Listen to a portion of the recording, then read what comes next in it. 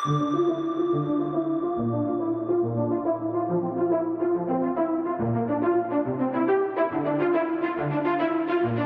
is the Multi-Faith Matters podcast. I'm your host, John Moorhead.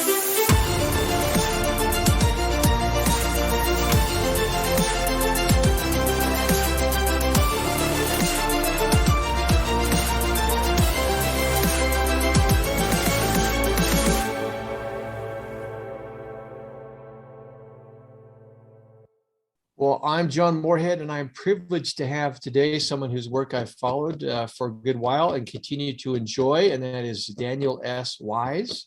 And I'm going to read his little bio that he's got out there that I picked up. Daniel, if there's anything you want to add to that, feel free.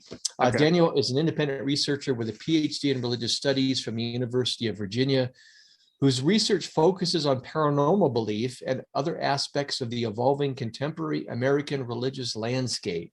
Daniel, do you want to add anything to that, or is that good?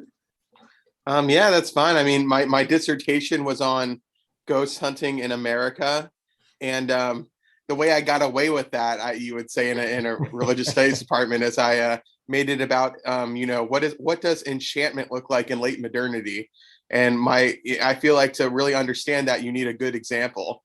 And so my example was 21st century ghost hunting. Like, if we examine this phenomenon, we can understand what it looks like to have an enchanted worldview in late modernity. Yeah, we'll be talking and unpacking some of that. The title for that dissertation, 21st Century American Ghost Hunting, a Late Modern Enchantment. Thank you for making that available to me. I appreciate it. You can find Daniel's contact information in the program notes. I do have Twitter information at Daniel S. Wise. Do you have a website that I'm DanielSWise.com. Okay, I'll include mention of that as well. Well, thanks so much. We explore the paranormal in the context of religious studies from time to time, and this will be an exciting and interesting addition to that collection. But I always like to try and start on a personal note. How did you develop a personal interest, if not passion, and then later translate that into an academic interest in the paranormal? Yeah, well, as a kid, I think I always thought the paranormal was cool, like a lot of kids. And in fact, yeah, I mean, I think the data shows many kids, pick it up from the media in whatever way. I was, when I most of my childhood was before the ghost hunting show started airing. So I didn't watch much of those as a younger child. I was a teenager when those started airing. But, so I was kind of interested in it in that way. I remember in the 4th grade, my school took a field trip. I grew up in Florida, and my school took a field trip to St. Augustine, which is the oldest continuously occupied European settlement in the United States. And it was settled by the Spanish in the 16th century. And one of the big things they do there are ghost tours. So I remember going there in the 4th grade. My dad thought it was a really cool place. So him and my mom stayed with me over the weekend after everyone else went back home. And we went on some ghost tours, and I was really fascinated by that. And eventually my dad actually got into, he became involved in ghost hunting.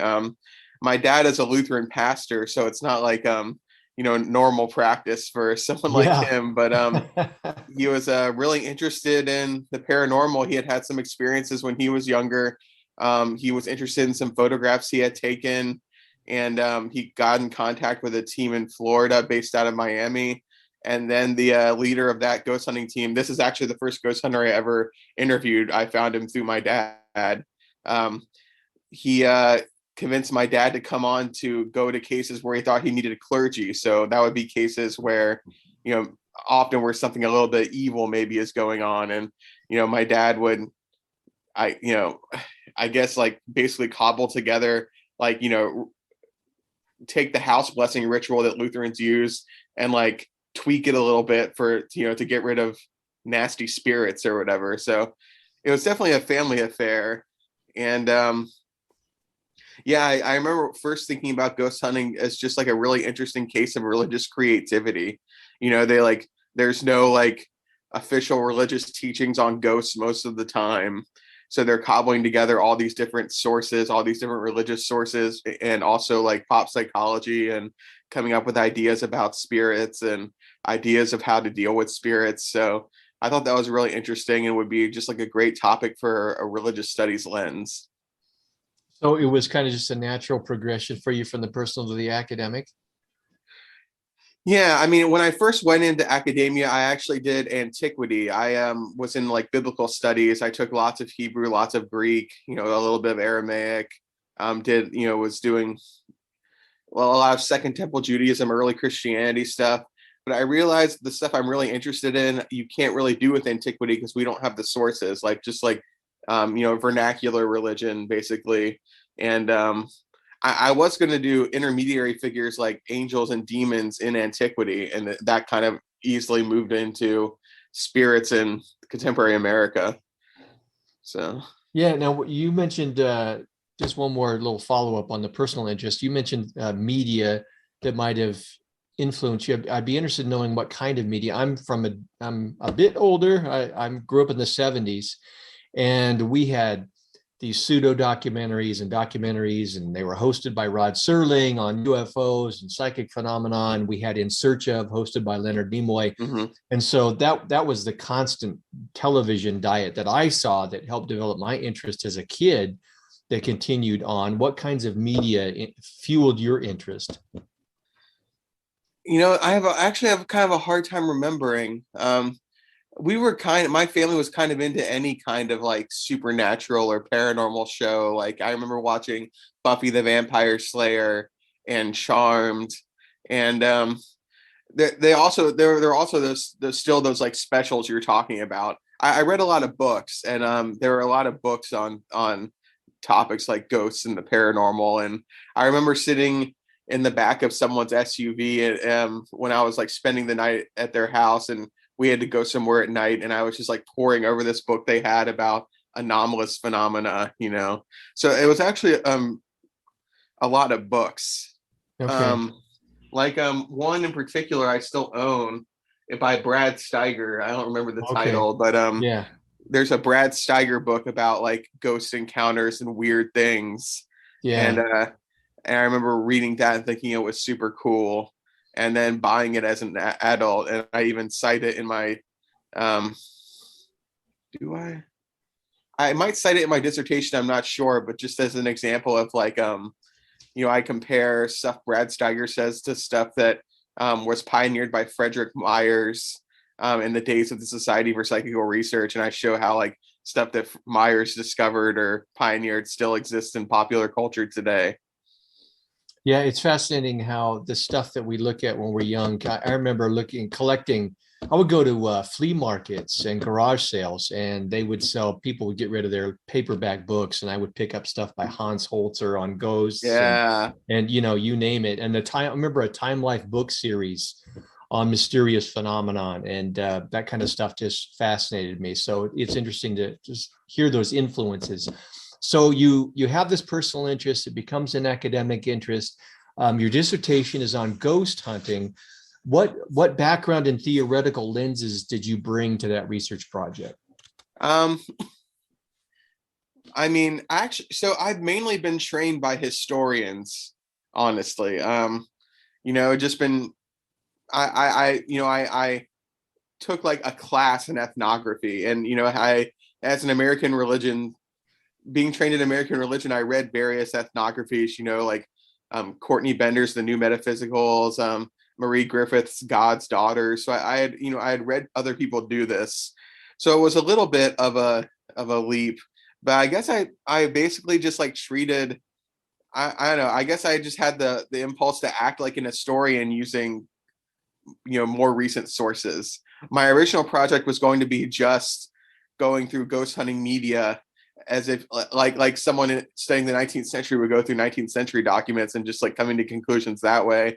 But then I realized it was just so much easier just to ask my questions to ghost hunters directly. So I kind of developed that. So I guess like, just like ethnography of religious studies is some method.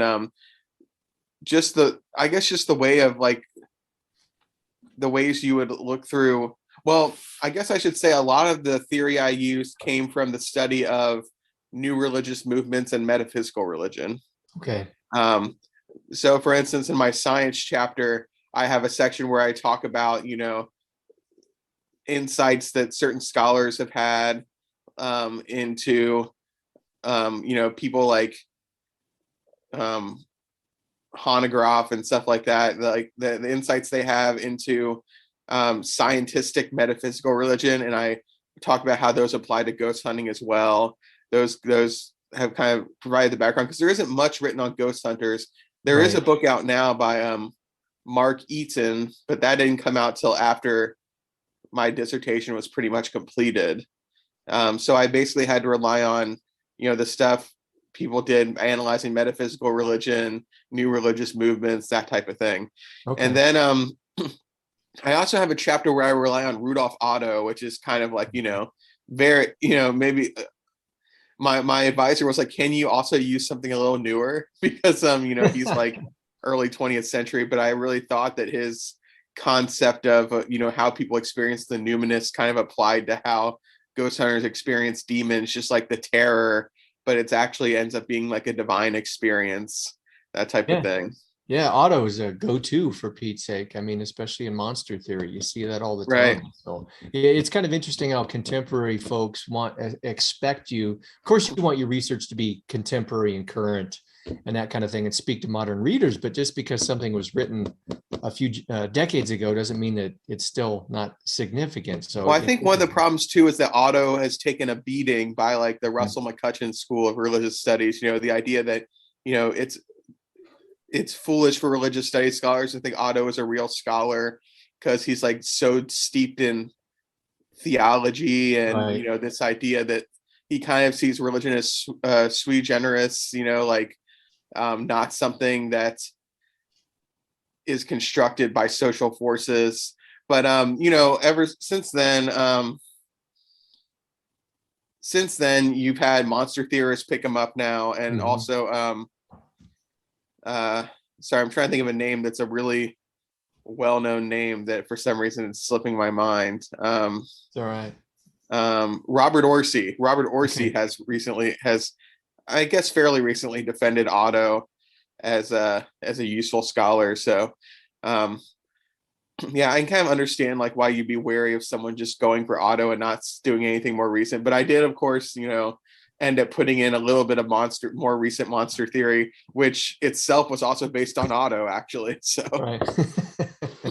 Well, just out of curiosity, I've noticed, I'm sure you have too, a lot of the treatments of the paranormal, you tend to come into these two camps, either what I call the true believer, where they're arguing for the validity of a given phenomenon, or the skeptic and the debunking approach. Personally, I'm not interested in either one of those. I'm more interested in what does the continued fascination of large numbers of people in American culture who believe in one or more, paranormal phenomena, what does that tell us about our contemporary religious and spiritual quest? Do you fall on either side of that, or are you sympathetic to my perspective, or where are you coming from in your research? I think I'm sympathetic to your perspective. Like, it's not like I'm not interested in whether ghosts exist, but like, that's not my expertise. I can't contribute there, so I take like what I would call an agnostic position in my research. And I kind of do that intentionally, where I'm like, I'm not going to say whether or not ghosts exist. That's not my concern. My concern is how, social forces come in to the quest for, discovering ghosts. So I basically talk about, I think I mentioned that in my dissertation, where I'm just like, I'm not, the point isn't whether ghosts exist or not. And I tell that to the ghost hunters I interview as well. Like, I'm not trying to prove ghosts or disprove ghosts exist. I just want to understand the human aspects of ghost hunting. Right. And I want to understand, sort of like what you said, what does it say about our culture that this is such a fascination and that type of thing? Yeah, it's fascinating to me that you chose this as a dissertation topic, that you were bold enough to do that in religious studies. And that you got it approved. It was interesting. I have been slowly watching some of the videos of the recent conference on the impossible and the paranormal at Rice University. And in one of the panel discussions, they mentioned some of the presenters that they were interested in doing this in their PhD work, but they were always steered away from it. Mhm. because it was, at least at that time, it was still very controversial. Did you face any challenges at the university in getting your topic approved? Did you have to make any modifications? Yeah. So I think I had this idea. Like I said, I started my PhD program studying antiquity. Right. But then I came to a crisis where I was like, I don't feel satisfied. I'm under so much pressure.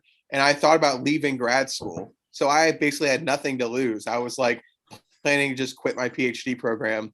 But then like I got the idea after talking to one of my, trusted advisors from undergrad in my master's program. He was like, well, what are you really interested in? And he was like, well, why don't you try that? And so I kind of weaseled my way into American religion because like I was already a funded PhD. All the religion, American religion people had to do was say yes to take, because I had my line of funding already. So my advisor, Matt Hedstrom, was kind of just like, why not? Let's take a chance on it. And I didn't originally come in saying I was going to study the paranormal, even though that was kind of an idea. I thought about maybe studying evangelicalism. I thought about maybe when I started thinking about the paranormal stuff, like at first, people kind of steered me to like maybe I should do psychical research, something on psychical research in the 19th and early 20th century. That's a little more respectable. That's like history of some people far away, right? And and also it makes sense for my advisor to say that because my advisor's advisor was a William James scholar. So like getting into psychical research, you can get into William James a little bit, study the trajectories of 20th century American liberal religion. And then I just very slowly like ended up just like slowly moving it up and like and then like I said originally it was going to be like I'm looking at ghost hunters books and podcasts and stuff like that and studying it that way. And then eventually I was just like, I'm going to interview ghost hunters, Yeah. and Yeah. my advisor was very, he understood my vision, especially when I framed it in terms of enchantment. And also, you know, he, his book is on liberal religion in the 20th century, especially as it's displayed in reading groups and like book culture. But he teaches a class on called spiritual but not religious on American spirituality, and he talks about spiritualism in that class and that type of thing. So he kind of understood why it would be significant. Um, there are definitely people in my department who would not have accepted a dissertation like this. It was just that my advisor was open to it. You know. Yeah. Yeah. It's one thing when you're planning your dissertation and your research and all that, and then when you get into it, uh, you can take on, contours and directions that you never thought. What were some aha moments you had during your research and Hmm. writing of the dissertation? What sticks out for you? Oh, let me think here. Um, I so if there's any graduate students watching this, like if you ever feel like you're not going to finish your dissertation, like I felt that way. Like I really, there were years where I seriously thought I'm just killing time right now until while I still have funding. I'm not going to finish this. I had some mental health problems, and I just had felt directionless and motivationless. And I was like, I'm honestly not. There's no way I'm completing a book length research project. But eventually, I just started writing. Like I remember like taking the long. I started with the scientism chapter, scientism and ghost hunting, and I wrote it while teaching media studies, and then I sent it to Hedstrom, my advisor, and he was like, he like in the nicest way possible was like, this is a mess. Like he never said anything like that, but he like was like he talked about specific points where like where I wasn't like nailing. I wasn't focusing in enough, and I was being just like making broad sweeps. Um, and then eventually this actually was like kind of during the pandemic. During the pandemic, I just like I don't know if I had nothing else to do or if it was just like something about the world being shut down and I just was in my internal world. I just started writing. And then I sent off the chapter to my advisor and he was like, this looks like a chapter. And I was like, I got more and more motivated and I was just kind of shocked. But yeah, I mean, one of the moments where things changed was when I decided to actually interview ghost hunters. I was like, there's no way I'm going to do an ethnography project. No way I'm going to do that. That's too much trouble. And then I just started doing it. Um, I'm trying to think of. Were they open to that type of interaction? Was there any defensive-ness or skepticism, or did they welcome this I academic? have had a surprise. The people I found easiest to work with ethnography wise are ghost hunters. Hmm. They want to tell you about what's going on. They a lot of them, they love to talk. They just want to tell you about their world and what they've discovered and what's going on. Also, I think they like the idea of like I'm like an academic asking to hear from them.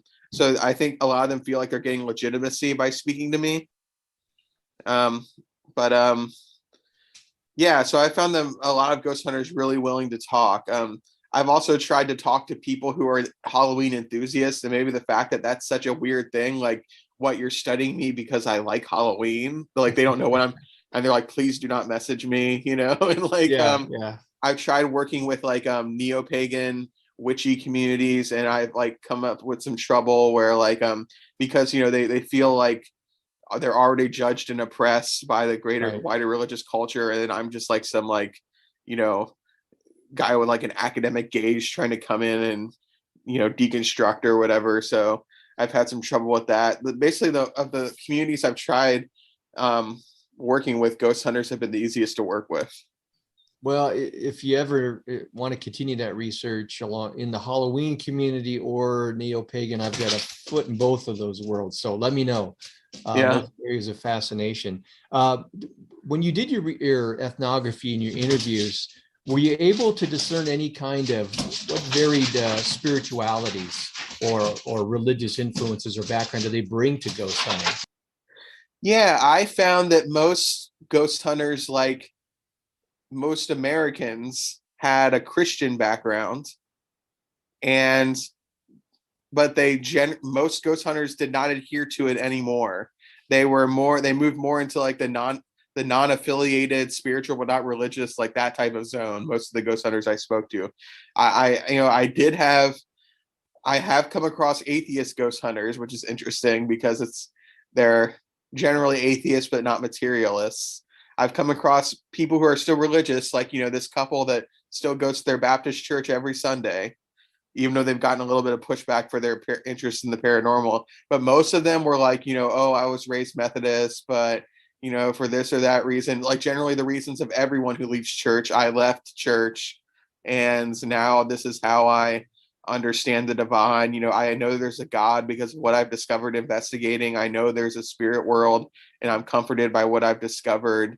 Um, and this kind of fits with like our the evidence shows that those who go to church weekly and those who never go to church, who are atheists, those two groups are the least likely to hold paranormal beliefs. And by paranormal beliefs, I mean those beliefs that are duly rejected by mainstream science and traditional religion, like UFOs, Bigfoot, ghosts, psychics. But those people who go to church like maybe like once a month, the people in that range, the middle range, are the most likely to hold paranormal beliefs. And sociologists have theorized this is because they're open to the supernatural, but not so committed to one traditional religious vision that their beliefs are outlawed by their belief system. Yeah, that makes sense. Did you discover, did they reveal any kind of explanatory hypothesis they may have? Were they just interested in trying to experience the phenomenon, or do they try and bring some of this is what it is, deceased personalities or what have you? Could you rephrase that? Yeah, yeah. When you interviewed the ghost hunters, did you get a sense that there are certain ways in which they're trying to explain the phenomena, what ghosts are? Yes, sometimes they are. I mean, honestly, a lot of investigation is just getting evidence of life after death. Just like, I asked a question, I get an EVP, an electronic voice phenomenon, that sounds like an answer when there was no one there. That's evidence of the afterlife, and that's what they're after. And it's a thrilling to come up with this evidence. And they Right. also want to discover, who caused the haunting, like what kind of person is haunting it, why are they haunting it, how many spirits are there. But a smaller subset of investigations are trying to discover things about the spirit world. Where they ask questions about the afterlife, though a lot of ghost hunters will tell you that's fraught and ghost spirits don't want to talk about it and that type of thing. So there is a little bit of like theorizing and actually investigating to discover those, those secrets. You'll have people. I don't know. I guess there's less theorizing than you would expect. Okay. Like I think they have an opinion about the afterlife, but they're not really testing hypotheses through investigation a lot of the time about the afterlife. Um, there's just all kinds of ideas about the afterlife that a lot of them reflect popular culture. Like people can go to the lights. Maybe a lot of ghost hunters. Maybe there's heaven. Fewer people believe in hell. You go to the light, and some people are stuck in between because they didn't want to leave, or they had unfinished business, or that type of thing, or somehow they didn't know they could go onto the light. Um, this type of thing. Um, yeah, I feel like I'm rambling a little bit Yeah, here, but that's an area that I think would be very interesting for, in-depth analysis on its own. What is informing, what are the resources they're drawing from, whether it's elements of some kind of residual Christianity, generic afterlife beliefs, horror films, yeah, this kind of thing. I mean, they're drawing on all those things for sure. I Right. talk a little about that. I talk about like how there's a general like vernacular Christianity that forms like the basis of most ghost hunters' belief, where like there is a God, there's a soul that can be separate from the body, there is an afterlife that you can go to, and staying behind is an intermediate phase. I would call that like vernacular Christianity. It draws from Christianity, but it's kind of like a popular version with some distinctives taken away. And then you'll have people who hold like the spiritualist idea where like spirits, the afterlife looks like spirits constantly ascending higher and higher. And the spirits that are left behind for us to experience often are the ones who need to ascend in knowledge and goodness and things like that. Um, yeah, I think those are like kind of the main sources for afterlife belief. I I I haven't heard very many ghost hunters talk about reincarnation. Actually, Hmm. I'm sure some do, but Right, right. I haven't heard anyone tell me these ghosts are here in between reincarnations. I haven't really heard Right. very many people tell me that. I would And assume it's definitely, that what we used to call the New Age movement might provide some yeah. kind of pop culture resources. My wife was watching a program over the weekend, and this family, they were trying to help this family with a hoarding problem, and they couldn't move further because they thought the place was haunted. So they called a gentleman in who burned sage and tried to capture a spirit in a gourd. And it just reminded me of kind of a new age kind of twist on his particular view of haunting and that kind of thing. Yeah, they're definitely new age spirituality. I guess what I would call metaphysical religion Yeah. plays a huge role. Um, where especially with like cleansing, but even like metaphysical religion has ideas about like moving into the light, right? And like you want to visualize light, or you want to visualize the movement of energy, that type of thing. Um, yeah. Yeah, fascinating. Well, also in your dissertation, you talk about how ghost hunting and the paranormal serves as a form of enchantment. Can you unpack that? For just say a little bit about disenchantment as it relates to enchantment for viewers and listeners who may not be familiar with this, and how do you see ghost hunting fitting into that? Yeah. So this whole dialogue. So a lot of times when I talk to people who aren't in the academic study of religion, or aren't into the academic study of modernity, they don't know what I mean by enchantment. So basically, this whole discussion of enchantment is, you can kind of trace it back to Max Weber in the early 20th century, and he was a sociologist. He was a pioneering sociologist. He helped establish the field, and he was definitely a theorist of modernity, and he argued that um, enchantment. He argued that disenchantment would advance in Western societies um, as modernity was advancing. So science, bureaucratization, rationalization, all of these things would lead to less and less enchantment. And by that, he meant there would be less recourse to magic and the supernatural and that type of thing, and mysterious forces, because as modernity advances, more and more things become in principle calculable by rational means. So for instance, like, you know, uh, he uses the example of a streetcar.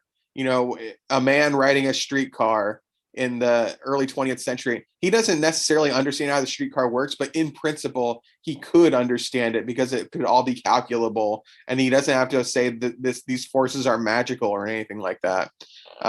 So for a while, this was like, you know, the theory to refer to. As we move into the 20th century, scholars assume that the West is becoming less enchanted and will become disenchanted and this sort of thing. You have this talk of the death of God in like the 1960s and that sort of thing. The assumption being that modernity is advancing and God will die, right? In people's belief, at least. And but then what was interesting is like people started pushing back against this narrative, because by the time you get to like the 1980s, like maybe 1970s, but especially into the 1980s, you have the rise of the religious right, you have new age spirituality flourishing, and people start saying, it looks like, traditional, and also traditional religious affiliation, didn't really start declining in any way. It depends on who you ask whether it was declining or not, but it didn't start declining in any way until, like the late 70s or something like that. So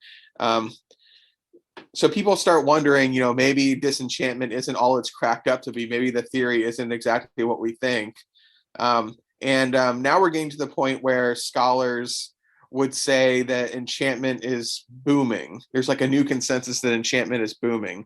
So maybe it's true that traditional religious affiliation is declining, but the number of atheists and agnostics has remained stagnant over, for example, the past 7 years, while the religiously unaffiliated has grown. So the idea is that people have enchanted beliefs in mystery, magic, the supernatural. And now we just look at the ways in which modernity has changed that enchantment. So enchantment in the late 19th century would look like, going to church every Sunday for a lot of people. Enchantment in the early 21st century for a lot of people looks like ghost hunting, or, working with crystals, or doing meditation and yoga or mindfulness and that type of thing. So just to like summarize, starting with Max Weber, we believed that there would be less and less enchantment as modernity advanced in the West. Toward the late 20th century into the 21st century, a new consensus arose that enchantment would persist. It would just change with modernity. It would just look different. And so I was trying to study what enchantment looked like in late modernity, because we knew it would be different. And I used ghost hunting as an example of what this new enchantment looks like. You're muted, I think. You're muted. Let's try that. There we go. There you go. Thanks for the reminder.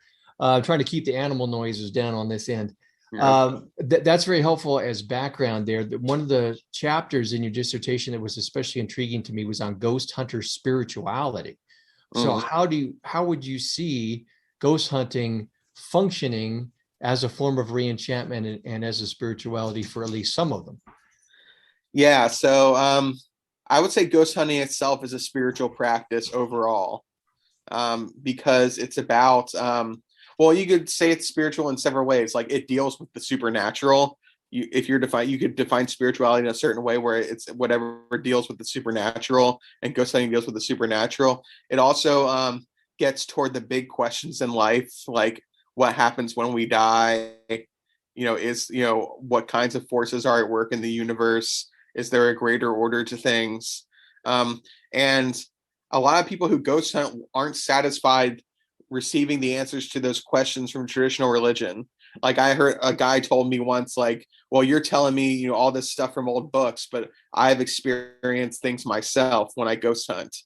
Right. So the idea is that it's a really empirical spirituality. Like, a lot of people have, like, in late modernity, a lot of people have an empirical spirituality. They want to experience things themselves.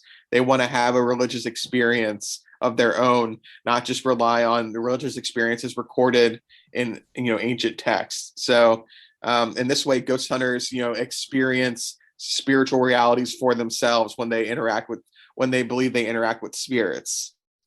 Um, Also, what's interesting spirituality wise is just how eclectic ghost hunter spirituality is. Like the sources they draw on to define what a spirit is, and especially in their rituals to remove spirits, are it's just fascinating what they combine. There's like Native American spirituality with the burning of sage, which itself has become controversial because that some people argue that's cultural Right. appropriation. Mhm. And so there's those, they're trying to navigate that in the ghost hunting community. There's the use of metaphysical or new age religion where you use crystals to direct energy and move spirits. I've talked to several people who use Reiki, directing energy with their hands when they're cleansing a house from spirits. Catholic, like sort of like popular Catholic demonology is super influential in Mhm. ghost hunting circles. What the stuff that came from Ed and Lorraine Warren, Right. you know, there's like a base, there's like, so there's the Catholic influence, there's a parapsychology influence where people talk about, you know, what causes poltergeist.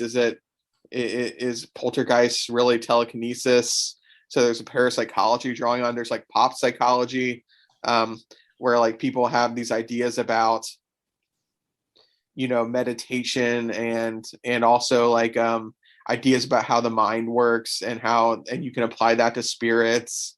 um yeah, I mean, all kinds of stuff they draw on. And then you get little snippets of other things, like, you know, for a while there was the popularity of Dybbuk boxes, the idea that there was a like a Jewish spirit, you know, in a box. And then some people talk about jinns, which is a Muslim spirit. um yeah, it's just like, you know, basically it and it mirrors what I argue in my dissertation is this mirrors the contemporary religious landscape. People build their spiritualities like a patchwork quilt. Whatever appeals to them or seems reasonable to them, they draw on. And so this is how they build ghost belief. They draw on whatever is, you know, whatever seems interesting or whatever they feel like works. They'll draw on that and to form the picture of ghosts and how they should be treated. Yeah. One final question for you here, unless I've missed something here. I'll give you an opportunity to say the thing, answer the question I didn't ask. You've got several articles. I'll put a link in the program notes at Religion Dispatches, Mm-hmm. where you have tackled various contemporary phenomenon, and you make the argument, or the argument comes through, whether you're trying to make it in a given article or not, that the popularity of certain paranormal phenomenon is telling us something significant about contemporary America and its spiritual landscape. What would you say to the average individual and also the scholar who is fairly dismissive of the paranormal about why this is something significant, regardless of your bias, even if you think it's Yeah. bunk or they're gullible people, whatever? Why is it something we should be taking a look at and pay attention to? Well, I would say the paranormal is normal. Just statistically, most people in the United States have a paranormal belief. And the percentage of people goes from like 52% to 60 something percent, depending on what you ask about in the survey.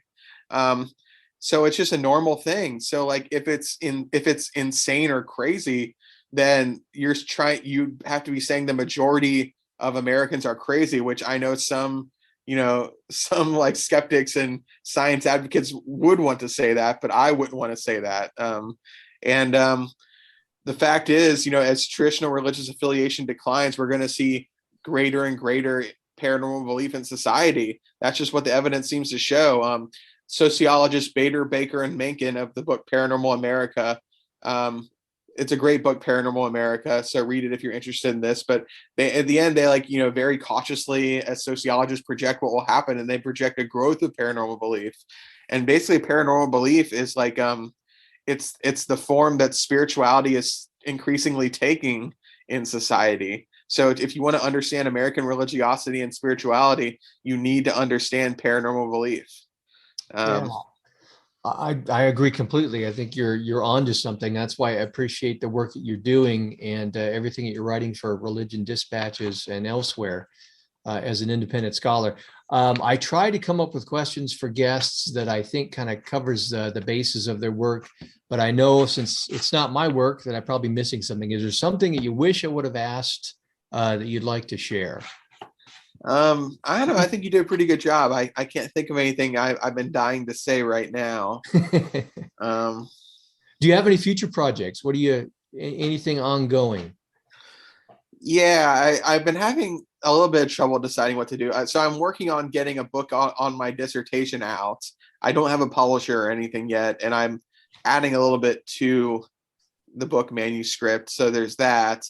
And then as for the next project, I'm thinking about sort of theorizing the demonic, you know, how ghost hunters view the demonic, because I know we need more we need more work on the modern demonic. I would say, we have a lot of, as my friend Joe Laycock was talking to me about, how we have a lot of work on early modern witchcraft and demonology, but not as much, on modern demonology. So it'd Yeah. be interesting to try to fill some of that gap. Yeah, that would be huge. And there's plenty of research material sources that you could interact out there with you. I mean, just tons of it. So Yeah. especially in connection with that contemporary satanic panic phenomenon that goes on, and how contemporary demonology tends to hover in the background for that. So that would be fascinating. Yeah. Well, Daniel, I want to thank you again for coming on the program. Hopefully folks will find what you're doing of interest. Again, in the program notes, I'll include your bio and links to what you're doing so the folks can seek it out.